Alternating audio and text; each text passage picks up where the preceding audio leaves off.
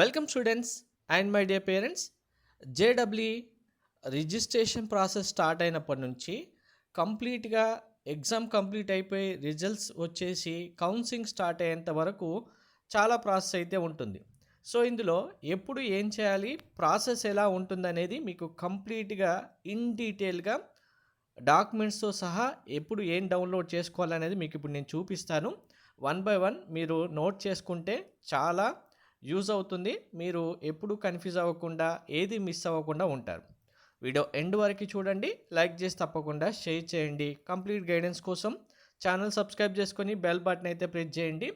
So first registration start అయిన తర్వాత మీరు అప్లికేషన్ ఫామ్ ఫిల్ చేస్తారు. అప్లికేషన్ ఫామ్కి ఫీ పేమెంట్ కూడా చేస్తారు.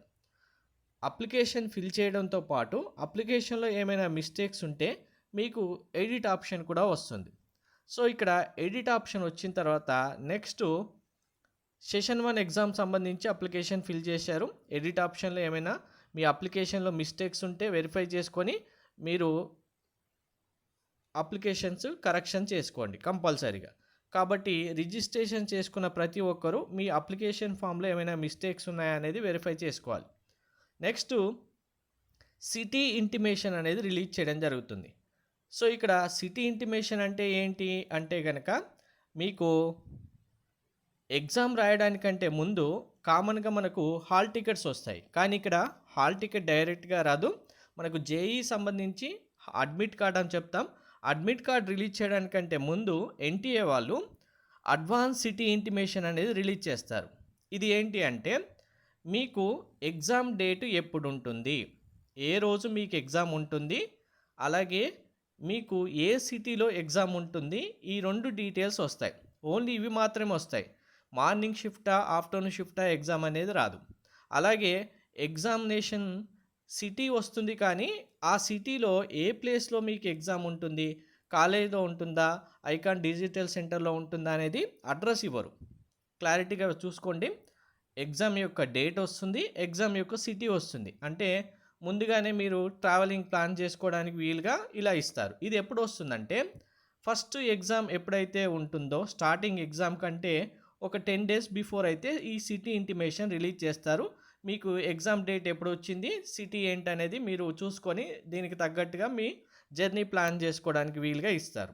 నెక్స్ట్ ఎగ్జామ్కి 10 డేస్ బిఫోరు ఇక్కడ సిటీ ఇంటిమేషన్ రిలీజ్ చేసినట్టుగా మళ్ళీ మీకు ఇందులో ఎగ్జామ్ డేట్ వచ్చింది కదా, ఎగ్జామ్ డేట్కి ఒక 3-4 డేస్ ముందు అడ్మిట్ కార్డ్ రిలీజ్ చేస్తారు. అంటే హాల్ టికెట్ రిలీజ్ చేయడం జరుగుతుంది. సో ఇప్పుడు హాల్ టికెట్లో మీ రోల్ నెంబర్, మీ అప్లికేషన్ నెంబర్, మీ డీటెయిల్స్తో పాటు మీకు ఇప్పుడు ప్రీవియస్గా ఓన్లీ ఎగ్జామ్ డేట్ వచ్చింది కదా, ఇప్పుడు ఎగ్జామ్ డేట్తో పాటు మీకు ఆ లొకేషన్ ఎక్కడ, ఎగ్జామ్ సిటీ సెంటర్ ఎక్కడ ఉంటుంది అనేది కంప్లీట్ లొకేషన్ డిస్ప్లే వస్తుంది.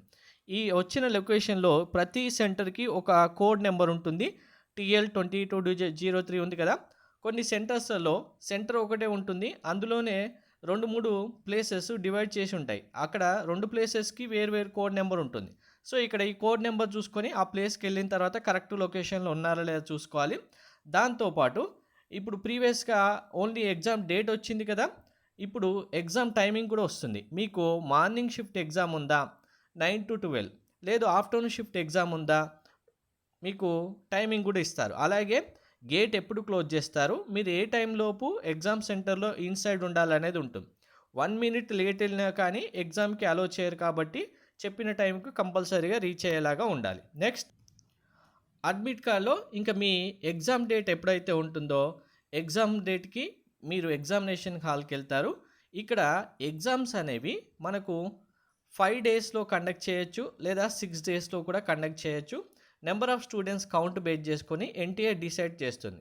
ఓవరాల్గా 1 డేలో 2 షిఫ్ట్స్ ఉంటాయి, మార్నింగ్ షిఫ్ట్, ఆఫ్టర్నూన్ షిఫ్ట్. అలా 5-6 డేస్లో కండక్ట్ చేయొచ్చు. మనకు కామన్గా 5 డేస్లో కండక్ట్ చేస్తున్నారు కాబట్టి ఓవరాల్గా 10 షిఫ్ట్లలో మనకి ఎగ్జామ్ కండక్ట్ చేయడం జరుగుతుంది. ఎగ్జామ్ పేపర్ ప్యాటర్న్ తెలుసు కదా, maths, physics, chemistry, each subject 25 questions ఉంటాయి. అందులో 20 క్వశ్చన్స్ మల్టిపుల్ చాయిస్ క్వశ్చన్స్ ఉంటాయి, 5 క్వశ్చన్స్ న్యూమరికల్ ఆన్సర్ క్వశ్చన్స్ ఉంటాయి. ఓవరాల్గా 75 క్వశ్చన్స్కి మీకు 3 hours ఎగ్జామ్ కండక్ట్ చేయడం జరుగుతుంది. సో ఇక్కడ అందరు స్టూడెంట్స్కి ఎగ్జామ్ కంప్లీట్ అయిపోయిన తర్వాత రిజల్ట్ అనౌన్స్ చేయడం జరుగుతుంది. సెషన్ 1 రిజల్ట్ అనగానే ఇక్కడ మనకి రిజల్ట్‌లో కంప్లీట్‌గా మీకు సెషన్ 1 స్కోర్ కార్డ్ అని వస్తుంది. ఇందులో ఎన్ని మార్క్స్ వచ్చాయనేది మార్క్స్ ఇవ్వరు. అలాగే మీకు ఎంత ర్యాంక్ వచ్చింది అనేది ర్యాంక్ కూడా ఇవ్వరు. ఎందుకంటే ఇది ఓన్లీ సెషన్ 1 ఎగ్జామినేషన్ సంబంధించిన రిజల్ట్ కాబట్టి మీకు ఫిజిక్స్, కెమిస్ట్రీ, మ్యాథమెటిక్స్‌లో ఎంత పర్సెంటేజ్ వచ్చింది, ఓవరాల్‌గా ఎంత పర్సెంటేజ్ వచ్చింది అనేది ఓన్లీ పర్సెంటేజ్ మాత్రమే తెలుస్తుంది. దీన్ని బేస్ చేసుకొని మన మెంటర్‌షిప్‌లో ఉన్న స్టూడెంట్స్‌కి అయితే కంప్లీట్‌గా ఈ పర్సెంటేజ్‌కి అక్యురేట్‌గా కేటగిరీ వైజ్‌గా ఎంత ర్యాంక్ వస్తుంది, ఆ ర్యాంక్‌కి ఏ కాలేజీలో సీట్ రావచ్చు, ఇంకా సెషన్ 2లో మార్క్స్ ఇంక్రీజ్ చేసుకోవాలా, డైరెక్ట్ అడ్వాన్స్డ్ ఎగ్జామినేషన్ రాయాలా, లేదు కంప్లీట్‌గా లో అయితే ఇంకా ప్రైవేట్ యూనివర్సిటీస్ ఎగ్జామ్స్ ఏం రాయొచ్చు అనేది ఆ గైడెన్స్ అయితే ముందుగానే ప్రొవైడ్ చేయడం జరుగుతుంది. సో ఇది సెషన్ 1 రిజల్ట్ ఓన్లీ పర్సెంటేజ్ మాత్రమే వస్తుంది సబ్జెక్ట్ వైజ్‌గా. ఇందులో మార్క్స్ కానీ మీ ర్యాంక్స్ కానీ ఏమీ ఉండవు. సెషన్ 1 రిజల్ట్ తర్వాత మళ్ళీ same session 2 application farm start అవుతుంది. సెషన్ 2 అప్లికేషన్ మనకు కామన్‌గా సెషన్ 2 ఎగ్జామినేషన్ ఏప్రిల్‌లో కండక్ట్ చేయడం జరుగుతుంది. మీరు అప్లికేషన్ ఫామ్ ఫిల్ చేయడం, edit option, city intimation, admit card రావడం, ఎగ్జామ్ షిఫ్ట్ వైజ్‌గా కండక్ట్ చేయడం, మళ్ళీ రిజల్ట్ వస్తుంది. కానీ ఇక్కడ సెషన్ 2 రిజల్ట్‌లో మీకు చాలా డీటెయిల్స్ వస్తాయి. మీకు ఇప్పుడు సెషన్ 2 రిజల్ట్స్ చూపిస్తాను. దాన్ని బట్టి ఇంకా క్లారిటీగా అర్థమవుతుంది. టెలిగ్రామ్, వాట్సాప్ ఛానల్ లింక్ డిస్క్రిప్షన్లో ఇచ్చాను. జాయిన్ అవ్వండి. ఏ చిన్న అప్డేట్ మిస్ అవ్వకుండా ఉంటారు. మీకు కంప్లీట్ గైడెన్స్ ఎండ్ వరకు ఉంటుంది. సో ఇది మీరు సెషన్ 1 రిజల్ట్ చూశారు కదా. సెషన్ 1కి సెషన్ 2కి ఎంత డిఫరెన్స్ ఉంటుంది రిజల్ట్లో అనేది ఒక్కసారి ఇప్పుడు చూడండి. ఇది ఇప్పుడు సెషన్ 2 యొక్క రిజల్ట్. ఇక్కడ చూడండి, ఎన్టీఏ స్కోర్ పేపర్ 1 డైరెక్ట్గా పేపర్ 1 స్కోర్ అనేది వచ్చేస్తుంది. ఇందులో మీకు క్లియర్గా చూడండి, క్లారిటీగా అర్థమవుతుంది.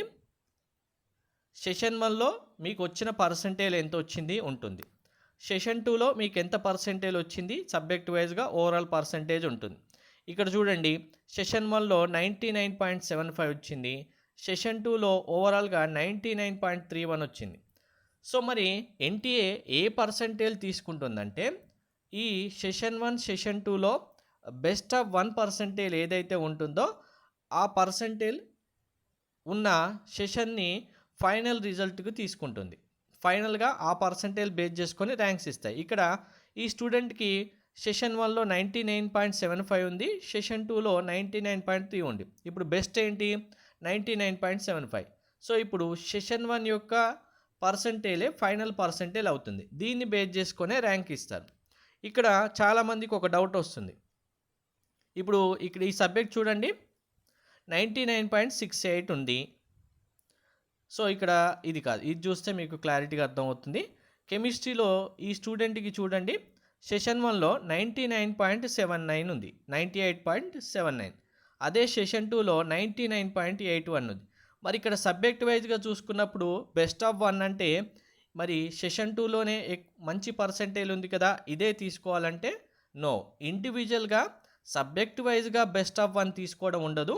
కంప్లీట్గా ఓవరాల్గా పర్సెంటేజ్ ఏది బెస్ట్ ఉంటే అది తీసుకోవడం జరుగుతుంది. సబ్జెక్ట్ వైజ్గా బెస్ట్ ఆఫ్ 1% తీసుకొని క్యాలిక్యులేట్ చేయరు.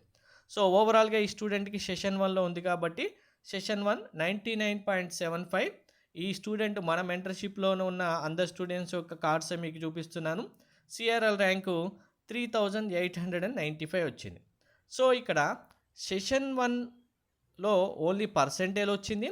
సెషన్ 2లో సెషన్ 1 యొక్క పర్సెంటేజ్, సెషన్ 2 యొక్క పర్సెంటేజ్, ఇందులో బెస్ట్ ఆఫ్ 1 ఏది ఉంటే దాన్ని బేస్ చేసుకొని ఫైనల్ పర్సెంటేజ్ ఏంటి అని ఇస్తారు. ఇచ్చిన తర్వాత మీకు ర్యాంక్ ఇస్తారు.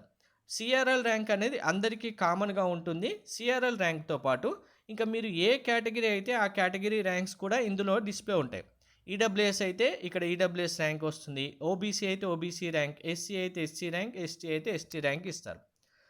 ఇవి ఇవ్వడంతో పాటు ఇప్పుడు మరి మనకు జేఈఈ మెయిన్స్ ఎగ్జామినేషన్ కంప్లీట్ అయింది. ఐఐటి కాలేజీలో జాయిన్ అవ్వాలంటే టాప్ 2.5 lakh స్టూడెంట్ని అడ్వాన్స్డ్ ఎగ్జామినేషన్ రాయడానికి ఎలిజిబిలిటీ ఇస్తారు. మరి అది ఎలా తెలుస్తుందంటే మనకు సెషన్ 2 తర్వాత ఇచ్చిన రిజల్ట్లోనే ఇక్కడ ఎన్టీఏ వాళ్ళు క్లియర్గా మెన్షన్ చేస్తారు. Category wise cut off NTA score for advanced examination అనేది ఇస్తారు. సో ఇది ఈ బాక్స్లో ఇక్కడ కింద ఇచ్చినవి అనేది అడ్వాన్స్డ్కి ఎవరెవరు ఎలిజిబుల్ అవుతారు, పర్సంటేజ్ కట్ ఆఫ్ ఎంత అని ఇస్తారు. ఈ కట్ ఆఫ్కి మీకు కౌన్సిలింగ్లో పార్టిసిపేట్ చేయడానికి ఎన్ఐటి, ట్రిపుల్ ఐటి, జిఎఫ్టీలో జాయిన్ అవ్వడానికి ఎటువంటి సంబంధం ఉండదు. ఇక్కడ వచ్చిన కట్ ఆఫ్ అనేది ఓన్లీ మీకు అడ్వాన్స్డ్ ఎగ్జామినేషన్ రాయడానికి ఎలిజిబిలిటీ మాత్రమే. ఫస్ట్ అడ్వాన్స్డ్ ఎగ్జామినేషన్ రాయడానికి మీకు ఇంకా సింపుల్గా అర్థం అవ్వాలంటే మీ ర్యాంక్ కార్డ్లోనే ఇక్కడ రిమార్క్ అని ఉంటుంది, అడ్వాన్స్డ్ ఎగ్జామినేషన్కి ఎలిజిబులా కాదా అని ఉంటుంది. ఈ ఎలిజిబిలిటీ అనేది అడ్వాన్స్డ్ ఎగ్జామినేషన్కి మాత్రమే. మళ్ళీ ఎందుకు చెప్తున్నానంటే చాలామంది మిమ్మల్ని కౌన్సిలింగ్కి కన్ఫ్యూజ్ చేస్తారు. జోసా కౌన్సిలింగ్ ఉంటుంది మనకు కంప్లీట్గా అన్ని ర్యాంక్స్ వచ్చిన తర్వాత. ఇక్కడ ఇక్కడ 93.10 ఉంది సిఆర్ఎల్ ర్యాంక్. సపోజ్ మీకు ఓపెన్ కేటగిరీలో 92.5 వచ్చింది అనుకోండి, మీరు మరి అడ్వాన్స్డ్ ఎగ్జామినేషన్కి అయితే ఎలిజిబుల్ కాదు, కానీ కౌన్సిలింగ్కి ఎలిజిబుల్ అవుతారు. ఎన్ఐటి, ట్రిపుల్ ఐటి, జిఎఫ్టీ కౌన్సిలింగ్కి మీరు పార్టిసిపేట్ చేయొచ్చు, అందులో ఎటువంటి ప్రాబ్లం లేదు. ఇది కూడా కన్ఫ్యూజ్ చేసే వాళ్ళు మిమ్మల్ని చాలామంది ఉంటారు. సో ఎవరు కన్ఫ్యూజ్ అవ్వాల్సిన అవసరం లేదు. మీకు ఎంత ర్యాంక్ వచ్చినా కానీ మెయిన్స్ ర్యాంక్ బేస్ చేసుకొని కౌన్సిలింగ్లో పార్టిసిపేట్ చేయొచ్చు. మెయిన్స్ ర్యాంక్స్ అనేది మెయిన్స్లో వచ్చిన ర్యాంక్ బేస్ చేసుకొని ఎన్ఐటి, ట్రిపుల్ ఐటి, జిఎఫ్టీ కాలేజెస్కి మీకు ఎలిజిబిలిటీ ఉంటుంది. అడ్వాన్స్లో మీకు అడ్వాన్స్ రిజల్ట్ ఇచ్చిన తర్వాత వచ్చిన ర్యాంక్ బేస్ చేసుకొని ఐఐటి కాలేజెస్కి మీకు ఎలిజిబిలిటీ ఉంటుంది. మరి ఇప్పుడు మీకు సెషన్ 2 పర్సంటేజ్తో పాటు మీ ర్యాంక్ వచ్చింది, మీకు ఎన్ఐటి, ట్రిపుల్ ఐటి, జిఎఫ్టీ కాలేజెస్లో కౌన్సిలింగ్ ఇప్పుడే స్టార్ట్ అవుతుందా అంటే స్టార్ట్ అవ్వదు. అడ్వాన్స్డ్ ఎగ్జామినేషన్ కూడా కంప్లీట్ అయిన తర్వాతే కౌన్సిలింగ్ స్టార్ట్ అవుతుంది.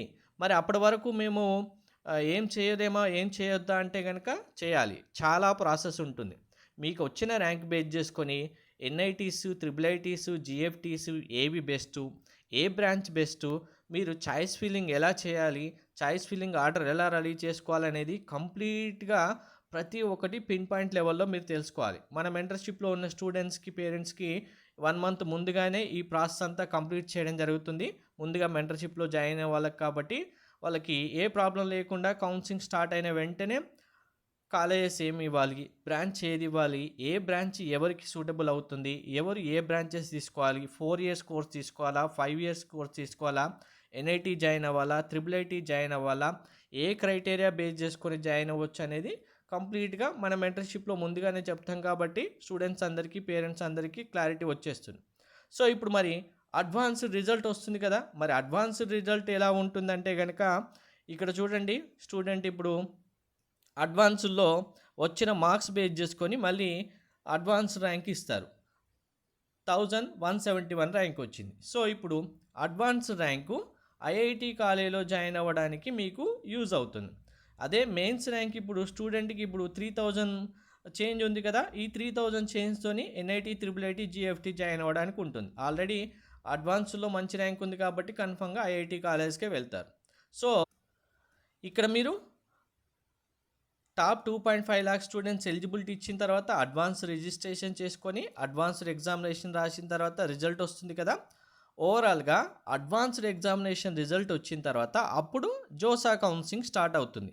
మీకు మెయిన్స్లో వచ్చిన ర్యాంక్ అయినా సరే, అడ్వాన్స్లో వచ్చిన ర్యాంక్ అయినా సరే అందరికీ ఒకే కౌన్సిలింగ్ ఉంటుంది, అది జోసా కౌన్సిలింగ్. ఇందులోనే సీట్స్ ఐఐటికైనా ఇస్తారు, ఎన్ఐటికైనా, ట్రిపుల్ ఐటికైనా, జిఎఫ్టీకైనా ఇస్తారు. సో ఈ కౌన్సిలింగ్ స్టార్ట్ అయినప్పుడే వెరీ వెరీ ఇంపార్టెంట్ ఏంటంటే మీ ర్యాంక్ బేస్ చేసుకొని, మీ ఇంట్రెస్ట్ బేస్ చేసుకొని, చాలా క్రైటీరియాస్ బేస్ చేసుకొని కాలేజ్ బ్రాంచ్ సెలెక్షన్ అనేది ఇక్కడే మీరు ముందుగానే రెడీ చేసి పెట్టుకుంటే కౌన్సిలింగ్ రోజు మీకు ఇవ్వడానికి ఈజీ ఉంటుంది. ఇప్పుడు అడ్వాన్స్డ్ ర్యాంక్ ఉంది, అడ్వాన్స్డ్ రిజల్ట్ వచ్చిన రోజే ఆటోమేటిక్గా మీకు జోసా కౌన్సిలింగ్ స్టార్ట్ అవుతుంది. సో ఈ రిజల్ట్ వచ్చిన రోజే జోసా కౌన్సిలింగ్ స్టార్ట్ అవ్వగానే అప్పటికప్పుడు మెయిన్స్ ర్యాంక్ బేస్ చేసుకొని నేను ఒక 5 ఎన్ఐటీస్ జాయిన్ అవుతాను, 3 ట్రిపుల్ ఐటీస్ జాయిన్ అవుతాను, ఇలా ఎవరో ఒకరు చెప్పిన దాన్ని పట్టుకొని మీరు లిస్ట్ ప్రిపేర్ చేసుకోవడమో, చాయిస్ ఫిల్లింగ్ చేయడమో, బ్రాంచ్ సెలెక్షన్ చేయడమో అది ఇంపాసిబుల్ థింగ్. ఎంత ముందుగా మీరు తెలుసుకుంటే డీటెయిల్స్ అంత మంచిది. దానికి కంపల్సరీగా మంచి గైడెన్స్ కూడా మీకు ఉండాలి. అప్పుడే మీకు పాసిబిలిటీ అవుతుంది. సో ఇక్కడ 2025 కాదు, చాలా ఇయర్స్ నుంచి మన మెంటర్‌షిప్ ద్వారా, మన గైడెన్స్ ద్వారా చాలామంది స్టూడెంట్స్, పేరెంట్స్ 100% సాటిస్ఫాక్టరీ ఫీడ్‌బ్యాక్ ఇచ్చినవి చాలా ఉన్నాయి. ఇక్కడ ఒక్కసారి 2025లో ఐఐటీ కాలేజ్‌లో జాయిన్ అయిన స్టూడెంట్స్, పేరెంట్స్ యొక్క రివ్యూ చూస్తే మీకే క్లారిటీగా అర్థమవుతుంది. కాలేజ్‌లో జాయిన్ అయిన తర్వాత వాళ్ళు ఇచ్చిన రివ్యూస్ ఎలా ఉంది అనేది మీకు ఇక్కడ చూస్తే క్లారిటీగా అర్థమైపోతుంది. సో ఇక్కడ మెంటర్‌షిప్ అనగానే మీరేదో ముందుగానే జాయిన్ అయిపోండి, జాయిన్ అవ్వకపోతే మీకు ఏమీ తెలియదు అని నేను చెప్పడం లేదు. మీకు కరెక్ట్‌గా గైడ్ చేయగలిగి, కరెక్ట్‌గా మీకు అవేర్‌నెస్ ఉండి, ఏ కాలేజ్, ఏ బ్రాంచెస్ తీసుకోవాలి.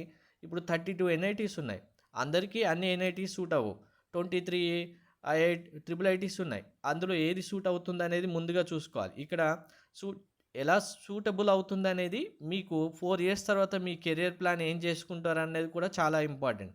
మీరు 4 ఇయర్స్ తర్వాత జాబ్ చేస్తారా, ఎంటెక్ చేస్తారా, ఎంఎస్కి వెళ్తారా, అబ్రాడ్ వెళ్తారా, లేదు గవర్నమెంట్ జాబ్స్కి వెళ్తారా, ఇలా చాలా క్రైటీరియాస్ ఉంటాయి. వాటన్నిటిని బేస్ చేసుకొని మీరు ఇక్కడే బ్రాంచ్ డిసైడ్ చేసుకోవాల్సి ఉంటుంది. చేసుకున్న దాన్ని బట్టే మీకు లో ర్యాంక్ ఉన్న ఐఐటీకి వెళ్ళాలా, లీస్ట్ కాలేజ్కి వెళ్ళాలా, మంచి బ్రాంచ్కి వెళ్ళాలా, టాప్ కాలేజ్లో మంచి బ్రాంచ్ రాకపోతే ఆల్టర్నేటివ్ బ్రాంచ్కి వెళ్ళాలా, ప్రతి ఒక్కటి మీరు చాలామంది చేసే నెగ్లెన్సీ ఏంటి అంటే ర్యాంక్ వచ్చిన తర్వాత చూద్దాంలే, అప్పుడు కౌన్సిలింగ్ ఇస్తామని చెప్తారు. అక్కడ మీకు అడ్వాన్స్ ర్యాంక్ వచ్చిన తర్వాత ఓన్లీ 5-6 డేస్ మాత్రమే టైం ఉంటుంది.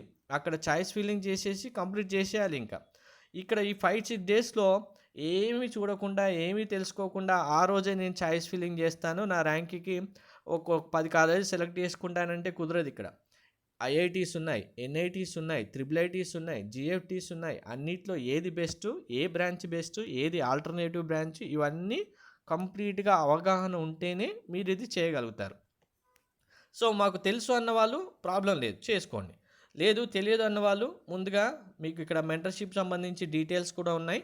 మెంటర్షిప్లో జాయిన్ అవుతే మీకే మంచి అడ్వాంటేజెస్ అయితే ఉంటాయి. సో అందరికీ ఇప్పుడు జేఈ సంబంధించి కంప్లీట్గా ప్రాసెస్ ఎలా ఉంటుందని అర్థమైంది కదా. సో రిజిస్ట్రేషన్ స్టార్ట్ అయిన నుంచి రిజల్ట్ వచ్చేంత వరకు ప్రాసెస్ ఇలా ఉంటుంది. ప్రతి ఒక్కరూ మీరు ఎప్పుడు ఏం చేయాలనేది ఇక్కడ మీకు చెప్పినట్టుగా ఇన్ టైంలో ఇంటిమేషన్ స్లిప్ కానీ, అడ్మిట్ కార్డ్ కానీ, session 1 result, session 2 result, advanced result, counselling, ఇలా ప్రతి ఒక్కటి ఇన్ టైంలో కంప్లీట్ చేసేలాగా చూసుకోండి. ఇంకా ఏమైనా డౌట్ ఉంటే కామెంట్లో మెన్షన్ చేయండి. ఎక్కువ మందికి ఒకే డౌట్స్ ఉంటే ఒక వీడియోలో క్లియర్గా ఎక్స్ప్లెయిన్ చేస్తాను. Thank you.